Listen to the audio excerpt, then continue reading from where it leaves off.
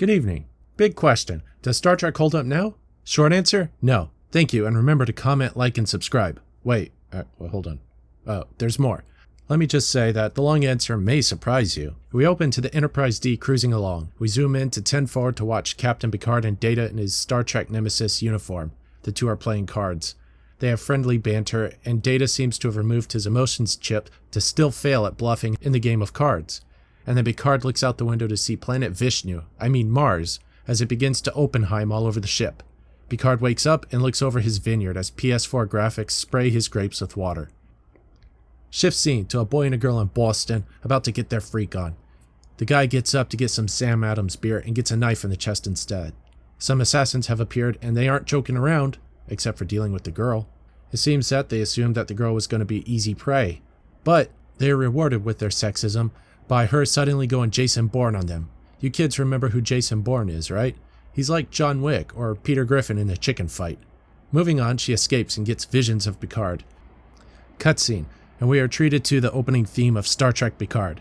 Overall, it's not terrible. It does give away spoilers if you're paying attention, but the big thing is the splash screen for Star Trek Picard. It's really lazy. At least with Microsoft Paint, you had to have skill and develop it due to the limitations. I don't know what excuse multi-million-dollar projects have over at Paramount. Getting back to the show, Picard is getting ready for an interview. It turns out the writers have decided that you need to learn about the last 20 years of Star Trek history through an exposition dump in the form of a news interview. Nice try, Paramount, but I see through you. At least I can rest easy knowing that Fox News exists 300 years in the future, presumably melding with CNN, and still upholding the journalistic integrity we know them for today. Many felt there were better uses for our resources than aiding the Federation's oldest enemy. Well, fortunately, the Federation chose to support the rescue effort. Yes. Initially. Ah, yes. So here's the skinny. Romulus was destroyed by a supernova. Picard was going to go and head a fleet of ships from the Federation into Romulan space to help them evacuate their worlds. Unfortunately, the androids on Mars got upset and destroyed the shipyards, and it sounds like Mars too in the process. The reporter says that the atmosphere caught fire and is still burning. Now, this is a little weird, because it would be safe to assume that for an atmosphere to burn, it means that Elon Musk had to have terraformed the planet by now. If this is the case, how has the Federation not fixed it in the last 10 to 15 years? The sister planet of the capital of the Federation, which survived the devastating attack by the Breen in the Dominion War, which is also the main shipyard of Starfleet, is still burning. Also, what's weird is they decided not to send any more ships to Romulus. I know the Federation and the Romulans have had their differences in the past, but this is after the Dominion War. The Romulans were instrumental in making sure that the Federation didn't get curb-stomped by the Dominion. Even Nemesis hinted that there was going to be a little more cooperation between the two peoples. If this is the case, why is everyone in this show so racist towards Romulans? And it's not like the Federation didn't have the ships available to go and help the Romulans. First, I don't know why Romulans would need help to evacuate their own people if the time frame did allow for a transport ship fleet to be built. But second, where are all the rest of the Federation ships? This is after a major war where the Federation had to amp up their production facilities. So you're saying that there aren't enough ships in Starfleet to help out in the effort, or the rest of the Federation planets, of which there are hundreds of members, they couldn't create their own ships as well, or send their own ships to assist? Getting back on topic, the supernova destroyed Romulus and almost killed the whole galaxy. Luckily, Spock intervened. Remember that the 2009 abomination is canon. Halfway in this episode and the show already feels like a mental kick in the rocks. So after being grilled for a little bit, Picard gets upset and walks out. And the girl from earlier shows up due to her visions of Picard and knows that she has to seek him out to be safe. They talk on through the night and Picard starts staring at her chest. He pretends that he's actually interested in her necklace, which he says is unique. Although this might be confirmation that there are no Claire's or AliExpress left in the future, because really this necklace is rather simple and just two circles melded together. To be fair, he could have just noticed that she was playing with it, but I like my theory better. After this, he's standing in a vineyard painting an image of a woman on a cliff. The face is left out, and Picard wakes up in a cold sweat. He already has a similar painting on his mantle with the girl facing away, so he knows what he must do.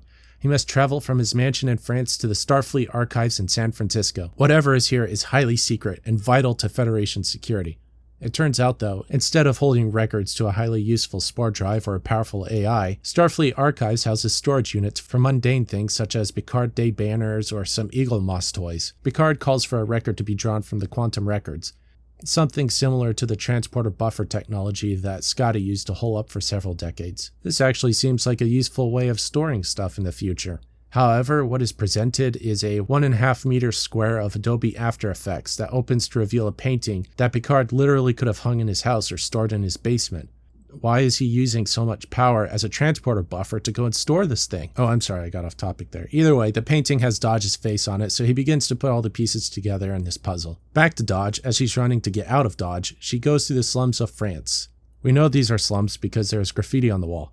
She talks to her mom, not a computer simulation, let's be clear, who tells Dodge to go back to Picard. So, as a result, Dodge hacks the star interwebs and tracks Picard down.